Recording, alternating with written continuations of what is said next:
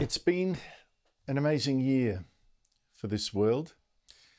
It started with Russia and China, the world's two great evil powers, signing a friendship pact, just like Hitler did with Mussolini and then Japan just before World War II.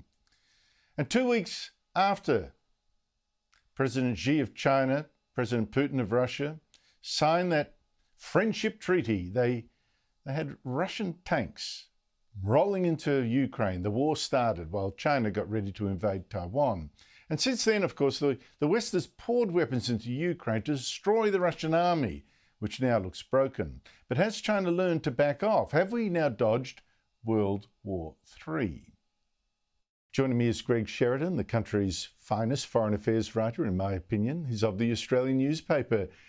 Greg, what a pleasure to see you. But boy, you know, I feel it's awkward talking about almost anything else, given the tragedy we saw in Queensland. 2 police officers shot, a neighbour who came to help shot. As I keep saying, the best of Australians, people trying to help, shot by people who are mad with conspiracy theories. Well, that's right, Andrew.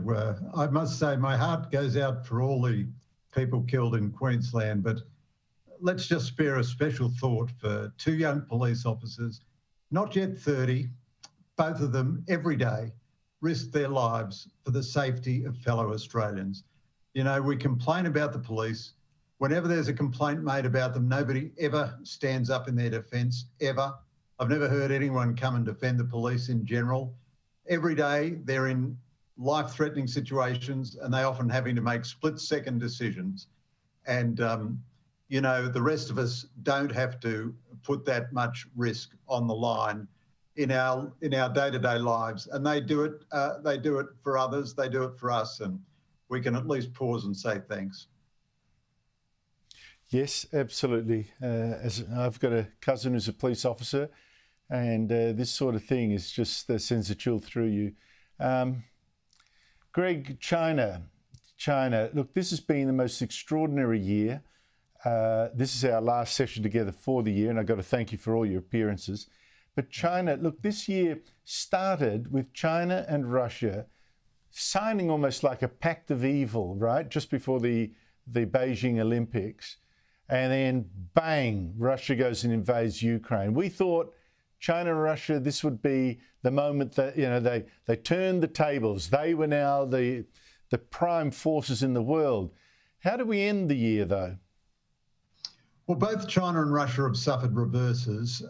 So you've got to, again, pay tribute to the astonishing heroism of the Ukrainian people, their nimbleness and brilliance in combat, and their courage and their great leadership from Volodymyr Zelensky, showing the superiority of democratic systems to authoritarian systems. So Russia has suffered huge reverses on the battlefield, but of course the human cost in Ukraine has been enormous. China has also suffered reverses because it's made naked its true nature. It is an extremely aggressive, hyper-aggressive, militarised, autocratic dictatorship, a one-man dictatorship. Xi Jinping has abolished Chinese institutionalism and become dictator for life. One interesting thing out of the Pentagon's report on the Chinese military, not only is this the fastest military expansion we've ever seen in peacetime, but China will have 1,000 nuclear weapons by the end of this decade. It's building nuclear weapons as quickly as it possibly can. It's building fast breeder reactors to provide the plutonium to build nuclear weapons. According to the Pentagon, it's switched from a basic deterrence model to a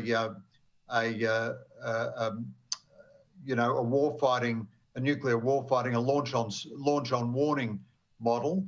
I don't think we're doing anywhere near remotely enough to equip ourselves to cope with this. We're a rich nation. We spend $50 billion a year on defence. I hope the new government delivers us a magnificent series of capabilities we're going to get next March.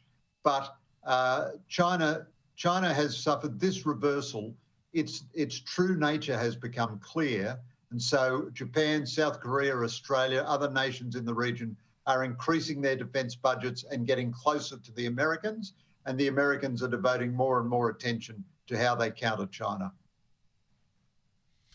I think we've had a warning. We've also had a an opportunity. I think China is back in its box for a little while, having realised that it's not that easy invading another country, but the threat certainly remains.